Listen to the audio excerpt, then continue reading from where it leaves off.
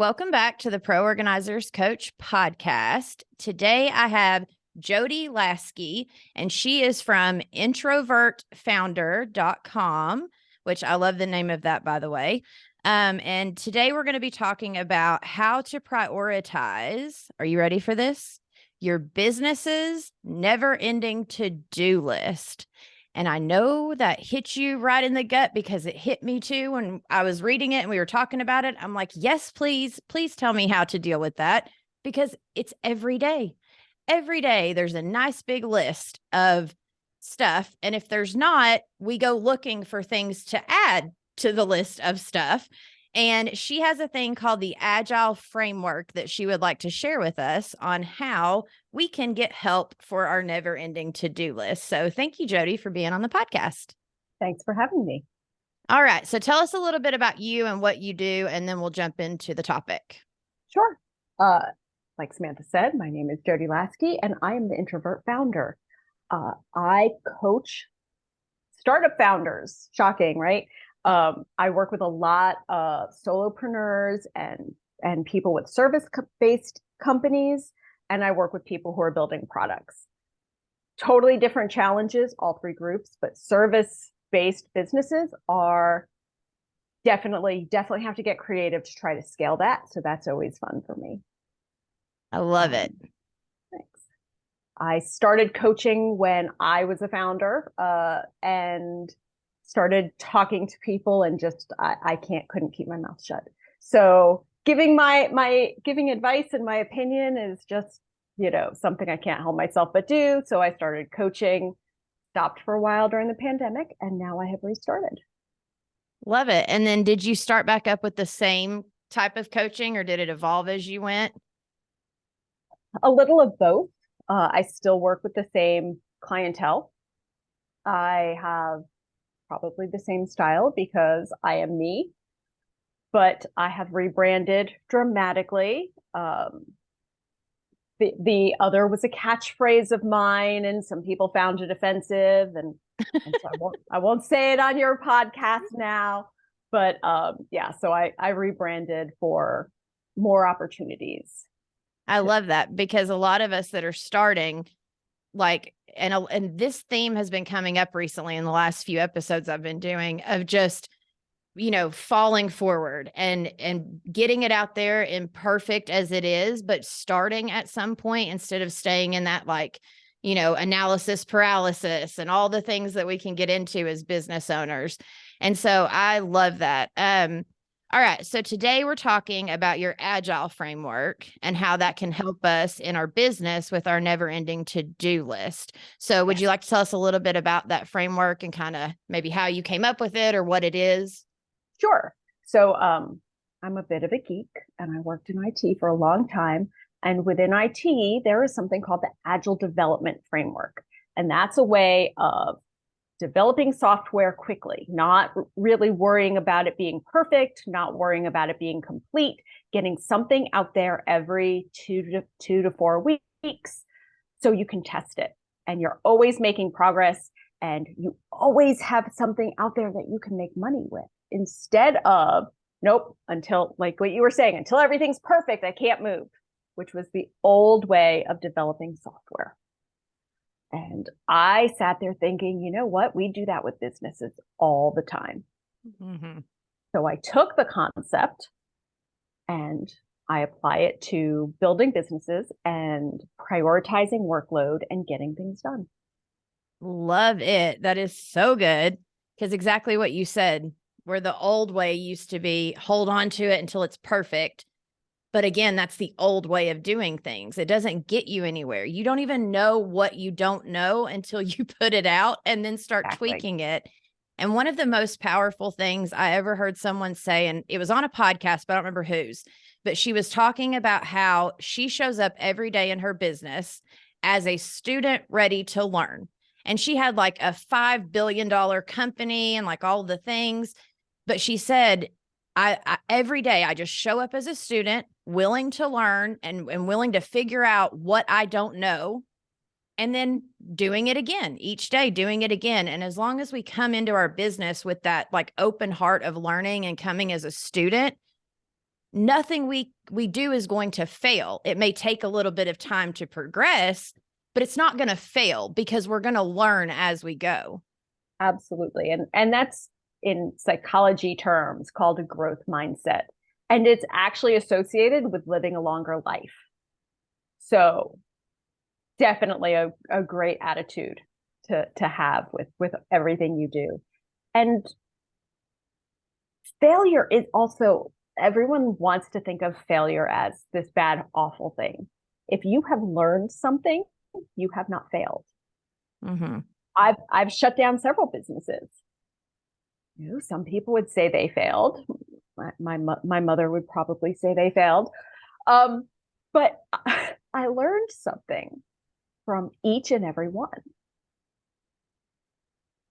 Yeah, it's the same with me with the podcast. My first podcast was called Her Healed Heart.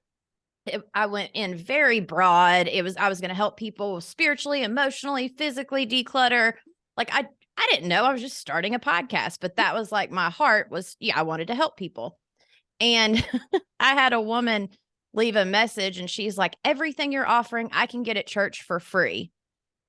And that, like, it went all over me, but she was right. I wasn't specific enough. Like but had I never started that when I started Pro Organizers Coach, I wouldn't have known how to edit. I wouldn't have known how to do the art, like all the things that I learned along the way in those 13 episodes prepared me to do this and to do this one correctly. So 100%, I don't consider it a failure. I consider it a stepping stone, even though I no longer do it. Absolutely. And there's a meme that keeps going around, and I think I meant to see it, that your first podcast is going to be awful. The first episode will be awful, but the only way you make it to the 100th episode that's great is if you do the first one.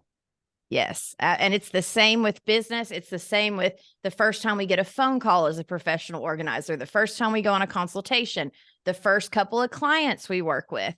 All of those are stepping stones that we may, and 99.9% of us are going to be awful at in the beginning.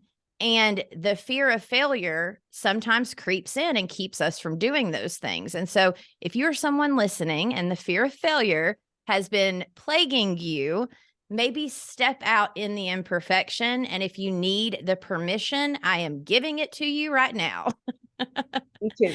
Yes. And so, okay, perfect. So what does Agile, like, does it stand for an acronym or? Nope, it really is just about being flexible.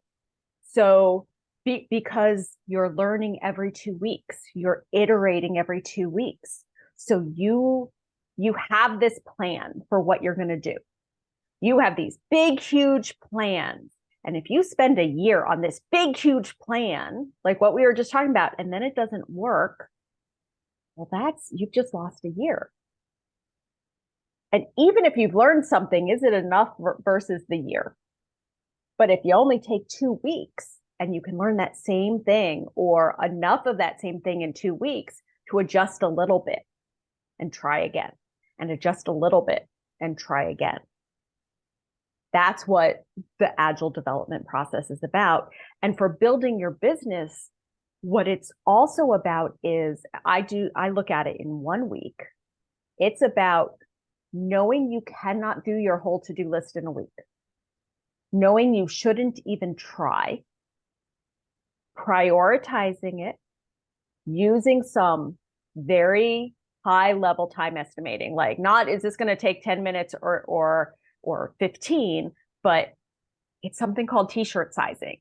Like, is this a kid's small or an adult's extra large, right? In terms of how big this is. And you get to choose whether that's about time or the mental difficulty of doing it. I hate making phone calls. I know a phone call will only take 3 minutes, calling to make a dentist appointment or cancel a dentist appointment or whatever. I know it will take 3 minutes. The person on the other end will not think twice about it and it'll be fine. I have to psych myself up for it. For me, that's, I know it's a 5-minute thing. It's at least a medium on my to-do list. I love that. Depending on who it is. Yeah. Yeah. And I love how you say that, because for each one of us, that thing's going to be different, right? Like what we consider hard versus what we consider easy is going to be 100% different for everyone. And so being able to grade each thing on the to-do list of how difficult it is for you to do, whether it is mental or physical, that part doesn't really matter. It's when you look at something, you're like, oh gosh, like that feeling you get. Okay, well then that may be something harder. Where if it's something that you're like, ooh, yay, let me do that. Okay, well then that's probably a lot easier for you to do. And so if for me, I had like, my items and I had my to-do list and I go through and I kind of grade each thing of, let's say, easy, medium, or hard, for instance. Yep. Then once I've done that, what would I then do with my list? Okay, so remember that the scoring is not just difficulty, but also time. So something that you're really excited about, but will take 4 hours is still going to be a large or whatever. Okay. Because it's also about time. So then you look at your calendar and you say, what does my week look like? How many clients am I serving? What other activities do I have going on? When is my most productive time? That's the time I like to protect. And I highly recommend that all of your listeners protect. If you're really most effective in the morning, don't schedule clients then. That is your focused work time. If you are dragging in the afternoon, that's your time to go do something that energizes you. So if that's working with clients, that's when you work with clients. That's not when you do the stuff that you don't want to do. So that makes a lot of sense, because I'm sitting here thinking, I've always looked at it opposite. I've always done my sessions in the morning because that's when I have the most energy. But and then I'm trying in the afternoons to do more of like the computer side of things, which is not my forte, when I should really flip it. I should be doing the computer stuff in the morning when I am at my best, and then doing the sessions in the afternoon because it's something physical. Yep. And the other benefit for you and for others who sort of have energy like you is you will get the things you don't like out of the way. Instead of dreading it all day, being like, oh, this afternoon I've got to do this thing. Right. So you time block your schedule. You only look a week at a time. The new ideas that we all have during the week, the new business owners, we all have good idea fairies come visit. Once you set your priorities for the week, you do not change them. Those good ideas go on what I call the product backlog. So instead of staring at your whole long to-do list every day, once you've decided what you're doing for the week, you put them on a separate list and you don't even look at the long list unless you have to add something to it. Then you can jot it down, only jot it down. Don't look at anything else. Don't think about it. Whatever you need to do to remember the good idea. And then for me and my schedule, Saturday mornings, I take half an hour. I add any details I need to the good idea list. I reprioritize because that's part of how you select what is the most important. And I'll explain what I mean by that in just a second. But then, so you look at that, you've sized everything. And then on Sunday evening, so you have distance, which is one of my big things is don't try to rush through. But when you have some distance, you look at the list, you look at your top priorities, you look at your calendar. How much can I really get done this week, realistically get done? You take those, you put them on your new list. If you can, you assign them to the day that you're going to do them. And then the big list goes away until next Saturday. And you don't look at that big, long list that paralyzes us because none of that stuff matters. Yeah. So, honestly, for me, I was sitting here thinking my big, long to-do list, what I'm doing wrong, I have it on my phone where I see it constantly. And it does paralyze me. When I look at that list, I'm literally like, or when I'm bringing stuff over from like the day before that I didn't get done and trying to add it to the next day when I really don't have the time because I've already got that day planned out. I'm literally just keeping the stress with me, essentially. Yeah. Right. And so anything you don't get done when it's assigned to be done, like what you just said, if you don't finish everything on Wednesday that you're supposed to, you add it to Thursday. That's fine. But by Agile, by my framework, on Saturday, you take anything you didn't get done that week, you add it back to the master to-do list, you add it into the priorities. Maybe the reason you didn't do it is it wasn't as important as you thought. You reprioritize, and then on Sunday you select again. Things don't carry over naturally from one week to the next. They are gone. That week is over. You take what you learned. On Friday afternoon, you spend a little while looking at how much you thought you would be able to get done versus how much you actually got done. So on Sunday, you know to either take more for the next week or to take less. And that's part of the Agile. That's part of how we learn how much we can get done and be realistic while also being kind to ourselves. Because that feeling that you have when you see that big long to-do list, that paralysis, the anxiety people feel, the need, if you watch anything about startups and the hustle culture, the need to go, go, go, go, go, that's not any way to live a life. The way to bring the best part of you to your clients is to be calm and centered and focused, which means not having all that. So if you can only get 5 things on your to-do list done in a week, fine. That's great. You got the 5 things done you wanted to do. That's it. Fabulous. The only person you're competing with is yourself. Absolutely. And our own standards that we've put on ourselves, which is why I love that you said, and be kind to yourself. That is huge when you're starting a business, is the being kind to yourself, because we look at social media, or we look at whatever or we have the thoughts that maybe our parents put on us, or who knows where they came from, right? There's so much. Yeah. But the fact that it's there and that we put it and we're like, all right, just add it to my shoulders, add it to my shoulders. Let me just keep trying to get through. But like you said, that's no way to live a life. When a lot of us want to start businesses or started our businesses so we would have more time with our family, so we would have a better life, so we could work a 20-hour work week, or whatever those goals are that we wanted in the beginning, all of a sudden those aren't important anymore.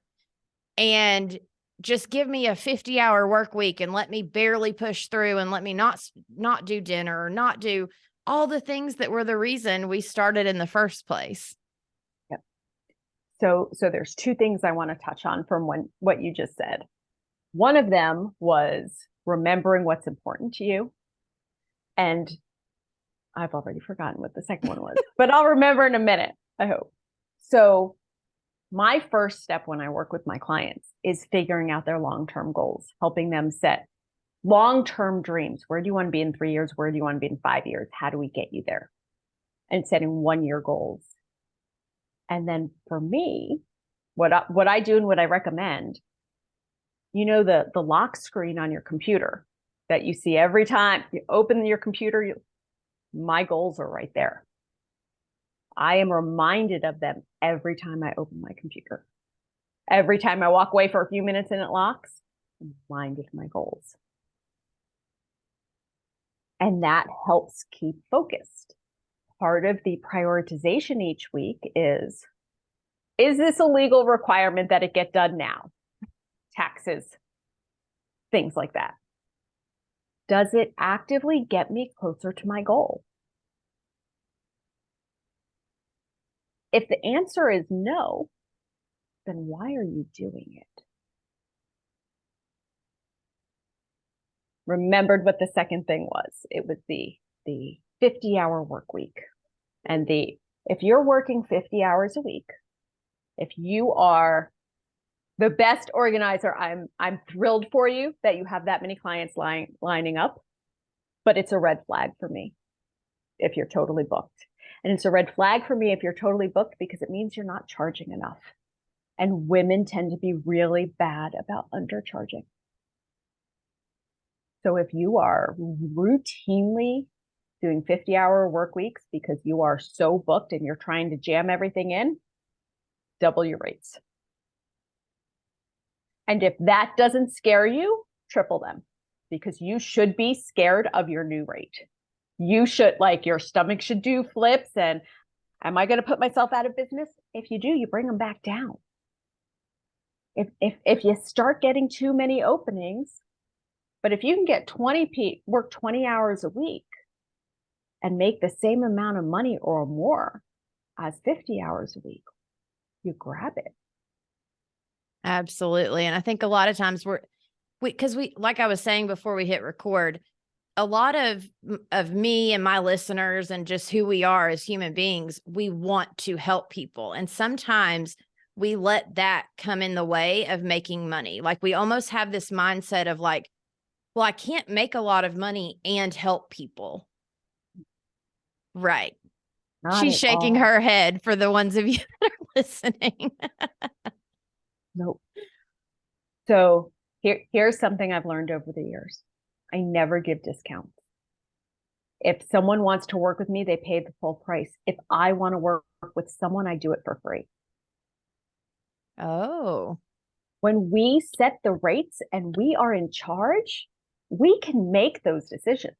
I always limit how many people at a time I'm going to do that with because I'm a service-based business just like you are, and scaling a service-based business means more of my time, right? So you limit, you know in advance how many per month, per quarter, per year, however you want to track it, that you'll do for free.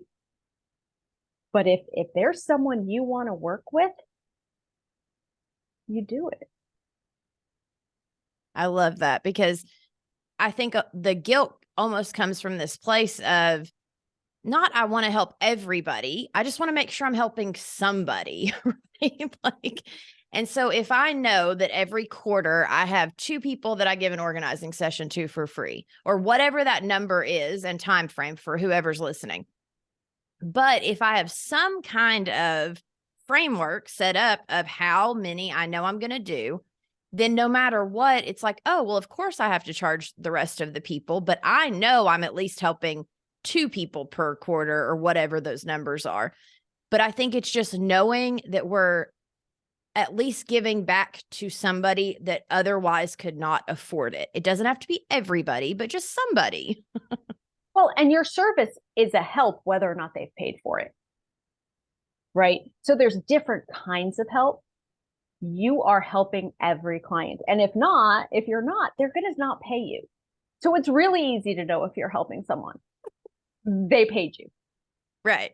No, I love that. The fact that you just said help comes in different forms. The fact that they paid us means we helped them. People will let you know if they didn't get enough value out of you. So no, if they paid you and they didn't complain, if they referred you, you absolutely helped them. And the reason I say to set a number per quarter, per month, whatever, is it becomes really easy to say, all right, they really want to work with me and can't afford it. So I'll do it for them for free, this person for free. It's a lot harder if you say, I can work with this person, or I can wait and maybe work with someone else for free. If it's limited, you think about it more. We as women tend to be really generous with our time with other people to our own detriment. And that's one of those things that I do to try to limit that a bit. Yeah, that's amazing because we all do that, like you said, as women, and especially as like heart-centered women, we absolutely do that between our family, our friends, our businesses, like everything else gets the time before us. And it's almost a natural instinct that we don't even give it much thought, but we have to think about it because as organizers, our body our mental well-being, our physical well-being. If we don't make those things last, we're not going to have a business for very long. Yep. Which is Yeah. why setting those limits, deciding your work hours. Entrepreneurs, especially at first, tend to say, I'm self-employed, so I can work any hours I want. And that translates into, I wake up when I want, I do it, or I have to get up at 5 a.m. and work until my head hits the bed at night. Neither of those are accurate. Having a set schedule makes it all much easier. You know what to expect. Those around you know what to expect, especially if you work from home. If you haven't done that before, people think if you're home, you're not working. Amen. You have to set the expectations. I am not available from X time to Y time, but at Y time, I have a close down ritual. For me, it's tracking certain key figures that I do. How much of what I expected to get done did I get done? How long, did I drink enough water? Did I take enough steps? Did I take the breaks I needed during the day? Those kinds of things. Any notes that I need for the next day, I look at my calendar and my journal for the next day, and then I close them up and I am done. At 6 o'clock, I'm done. Yeah. And having those boundaries, like I heard it said not too long ago, and I thought this was so profound. Setting boundaries for ourselves with others is actually a way to show them love, because exactly what you said, all of a sudden they know what to expect. And if we put those boundaries in place, not only are we protecting ourselves, which is valuable, we are also teaching the other people around us how to treat us and what to expect from us. And so then all of a sudden, everybody's on the same page. No more arguing, no more fussing, no more none of that. Well, and no more.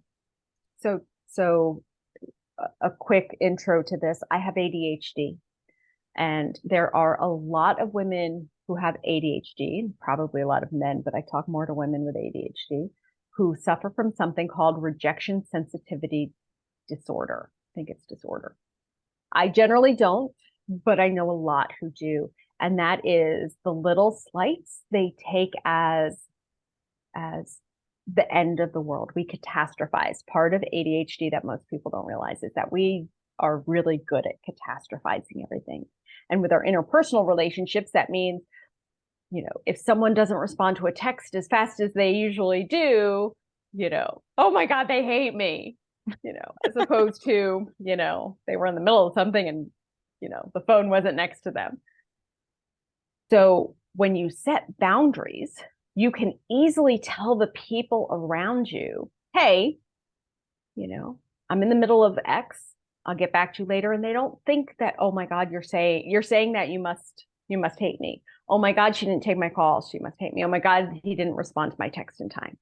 No, I've told you, if you contact me in these times, you're not going to hear back from me. No one can reach me from 10 p.m. to 7 a.m. except for a few close family members. My phone just doesn't do it. Leave me a text, leave me a voicemail. I'll get back to you tomorrow. Mm-hmm. My time is my own. I started doing this way before cell phones. In the olden days of people actually having to call and leave messages, I decided that I had phones for my convenience and I had voicemail for other people's. I answered the phone when I felt like it, even before it was cool. And anyone calling me could leave a voicemail instead of having to keep calling me back. Because I'm old enough to remember even before answering machines were popular, when you just had to keep calling. So none of that. You leave me a message, email, text, phone, there's a million ways to leave me a message. I'll get it. I'll respond when it's convenient for me. protecting our time, protecting our hearts, protecting the people who are important to us, giving them that time when we say we're going to, also means they do the same for us. Yeah, absolutely. And, it helps everyone, specifically family, because it's hard for our kids and our husband, exactly what you said earlier, to understand, oh, mommy's on the phone or on the computer, phone, whatever, but I can't bother her. But she's in the office. She's right there. Why can't I just walk in? And she's the rest of the time when she's home, she's doing everything for me. She's cooking me dinner. She's helping me with laundry. She's doing all the things. And then now all of a sudden there's boundaries in place. But what I've realized, especially in these podcast recordings, that is what has helped me get to a place where I tell my family, all right, from this time to this time, we're live. No one open the door. And it took them some time to get used to it. But once they have, now from this time to this time, I'm working. I cannot answer you. Sorry. And it helps. And yes, we all understand when you have really little kids, you may have to get a co-working space. You may have to actually leave. Not ideal, understand, but there's a limit to what a young child can understand. Absolutely. From the time they can walk themselves into your office until they're, old enough to get it. And the more you explain, the earlier you start to explain, the younger they'll be when they get it and can handle things by themselves for half an hour or an hour or whatever. Yeah. And that helps us to also with our to-do list, because if we know from this time to this time, or, like you said, even if it's 30 minutes or 30 minutes, an hour to whatever time, oh, the baby's taking a nap. Okay. So during nap time, I can at least get these few things done. All of a sudden, the list that you've put together, it really does matter if what you're doing is at the top of the list or at the bottom, because if I only have an hour or two, I better be doing things that are going to be moving the needle forward. But how do I even know what's going to be moving the needle forward if I have this crazy to-do list and I've not set up the priority of the top to the bottom of what actually matters? And so I love that you do that weekly, because I think obviously if we were looking at it daily, it would become super overwhelming. But the fact that it's set up 4 times a month, but like every Saturday, taking the list, and then by Sunday, and like you said, even Saturday evenings, re-looking at, did I do good? Did I not? Or was that too much? Was that not enough? Do I need to add more things or take away things? And being very realistic with ourselves. Because if we put too much on ourselves, we set ourselves up for failure in our own minds. Absolutely. So the other trick is how you put things on your list. If, for instance, it is you are just starting and you're going to build yourself a website. Build a website is very overwhelming, and you're not going to get it done in an hour. Right. If it is something that's important to you, it's choose my domain, find a host, set up host, choose colors, decide WordPress, or I just use WordPress, so I don't know what, Wix. There we go. Like, break all of those things down. There's a site called Goblin Tools. If you don't know how to break something down into its component parts, Goblin Tools, you tell it what you need to do and it'll break it down. And if it's still too detailed, you tell it to break it down more and it will. Fabulous little website. So, on the one hand, you go from one thing, build a website, to like 50 things. But that's why you don't look at the full list most of the time. You look at this week. I love it. Yes. Because I'm absolutely this weekend setting this up for myself, because as you're talking and as, the awareness is coming over me of how I do my list, of course I'm overwhelmed. Yeah. Yeah. Because every day when I look at my week, it looks like everything's good, right? Like I have everything color coordinated. I have it set up by the days. But if, if every day I'm pulling things over I didn't get done from the day before, by like Thursday, Friday, Saturday, I'm like, oh my gosh, like I have this whole list of, and then I half the time end up pulling it into Saturday, Sunday, Monday. So now all of a sudden my next week is just as quote unquote jam packed to where, but like you said, I don't even know if I've re-looked over the things. I just keep taking it into the next day. So of course I'm overwhelmed and I end up watching Netflix. And that's what we do. We shut down. Our brains can't handle it. And I actually tell people when you get to that point, don't try to push through. Take a walk. Watch Netflix if you have more willpower than I do and can turn it off after, less than 6 hours. I acknowledge my weaknesses, and that is one of them. But yeah, find that thing to break the cycle, because that's what all of those things do. And don't feel guilty for doing so. Those times that we look unproductive are not wastes of time. Your brain is still processing, your brain is figuring things out. And even if your brain has gone totally silent, that means you needed the rest.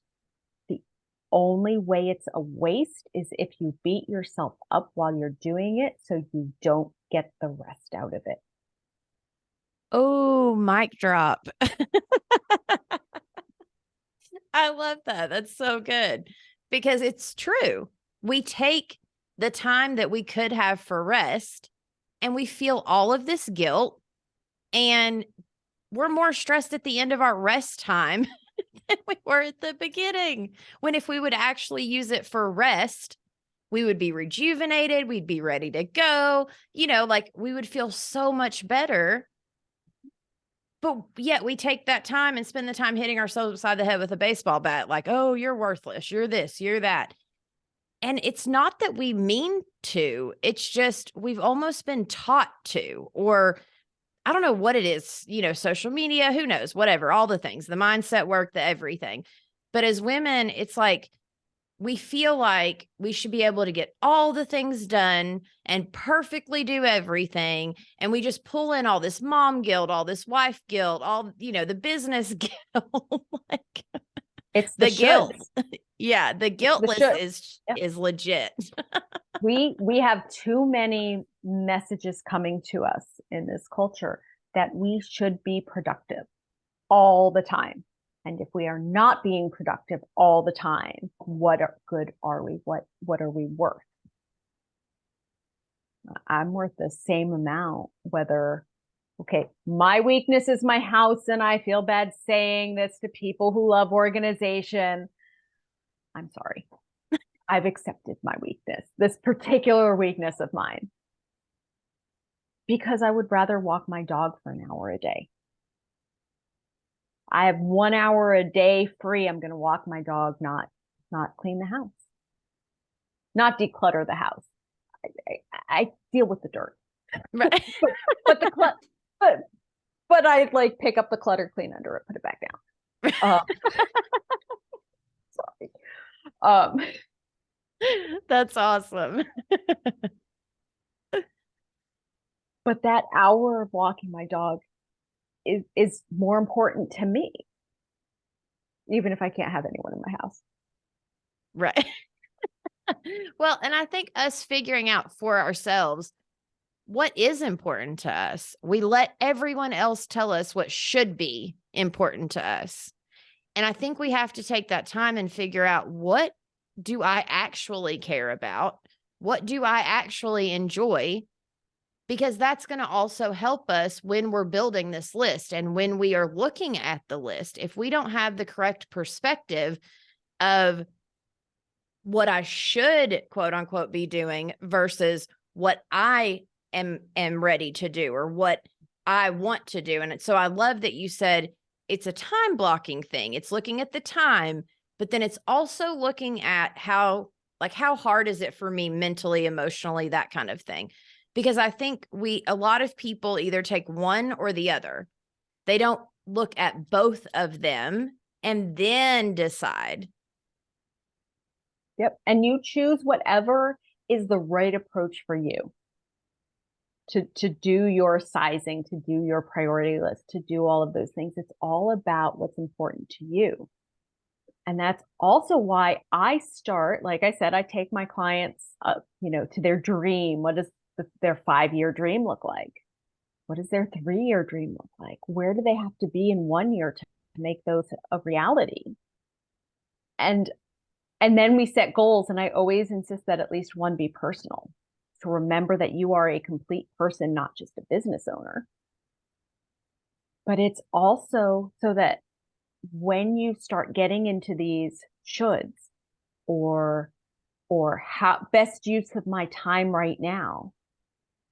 Well, if my goal is to, in 5 years, have the money saved to, quit corporate America and do this full time, or travel it, live in an RV with my family. Well, I'm saying family is important. And if they're important in 5 years, they're important now. And if you wait 5 years, why are you bothering?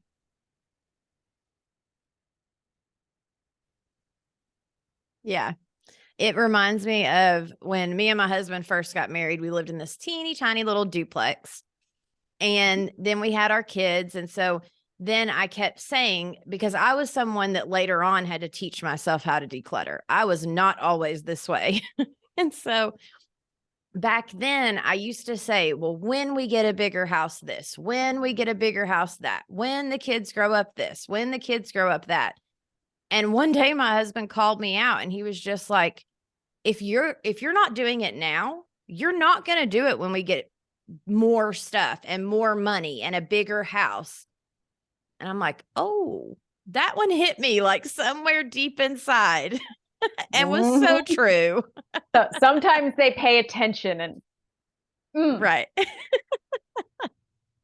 Yeah. And so the point is wherever you are now, start there. Don't try to do a list or a should or whatever the thing is from someone who is 5 steps ahead of you. That's, I think, where we're getting it wrong, is we look at the people, like just today, I did a boot camp from a lady that I follow that is actually following her teachings and courses, is how I started the podcast, all the things. And I'm watching her, but she's 6 years in. So of course my podcast doesn't look like hers. Of course my programs don't look like hers. And, there for a minute I got jealous. Then I was like, no, good for you, girl. Like, get it. It was like my thought, my mindset and stuff.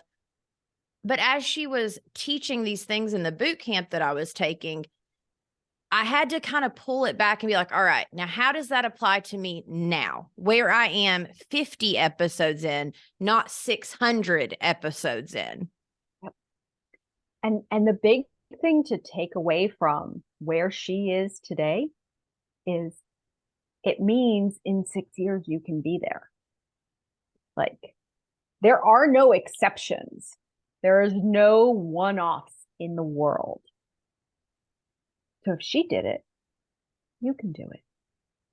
Yes. Just bring your expectations of overnight success down. Overnight success usually takes about 10 years. Right. No joke. Everyone I have interviewed for this podcast or talked to that are like these really successful women, every one of them, when you get to talking to them, they're like 15 years in, 20 years. Like, they've been doing this for a very long time, which gives me inspiration. But if I'm looking at them and expecting to be where they are, and I'm only a year in, let's say, then of course I'm setting myself up for failure every time, because my mindset is not where it should be.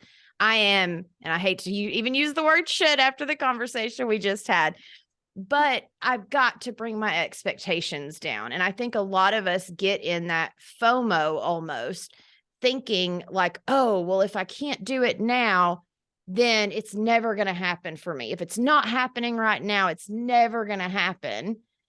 Or, oh, I can do it all in 6 months. Oh my goodness, give me 6 months and I'll have an entire corporation that I own, like one or the other. And the reason I say these things is because I myself have walked through everything I talk about, and getting certified as a life coach, like that helped me more than anything. Like I did it originally for my clients, but through the process, the mindset shifts I had and the way I learned to like look at things differently was so valuable. And, getting my own coach and all of the things that I did, like it changes things, because all of a sudden, instead of just living every day, you're actually taking time for yourself to look at things from an outside perspective. Yep. So I was asked recently, do you coach yourself? Would you hire yourself as a coach? And I journal every morning. I follow a process created by Julia Cameron called Morning Pages. And every morning for over 3 years now, I spend 45 minutes to an hour, however long it takes, 3 pages of a journal. So I essentially coach myself all the time. And there are days where I hate myself because, it's in black and white and okay, fine. Now I have to do it. But yeah, like you said, you start seeing the things that you thought you were doing this for other people, but you benefit yourself, to include knowing that you need your own coach. My clients are always shocked to find out that I have a coach, but you are a coach. Yes. Which is how I know I don't know enough to not have one. Absolutely. And I also know the value thereof of having a coach that is a few steps ahead of me on whatever journey that is that I'm on, as long as they can hold the space for you and ask powerful questions. And for me, also be a few steps ahead in business. Yes, please sign me up. Like I'll be there tomorrow, because I know that if I'm trying to do this on my own, I'm only going to get so far. But if I am doing this and I have support from other people around me, whether that's a coach, whether that's family, whatever that is, for me, support is like everything.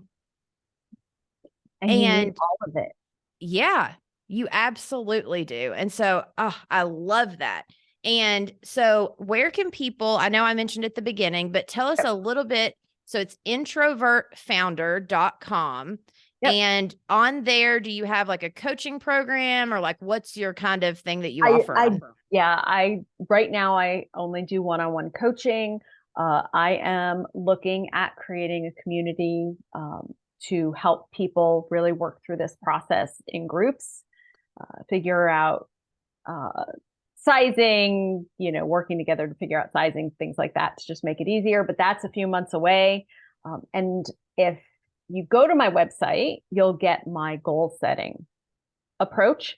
But if you want my Agile framework for your listeners, go to introvertfounder.com/clutter. Oh, and your listeners will be able to download my framework.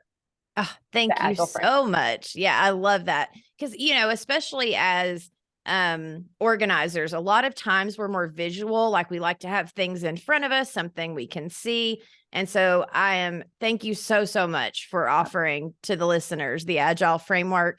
And so for you listening, make sure to go over and spend some time on Jody's website. Again, it's introvertfounder.com, and you will find all of the links in the show notes below.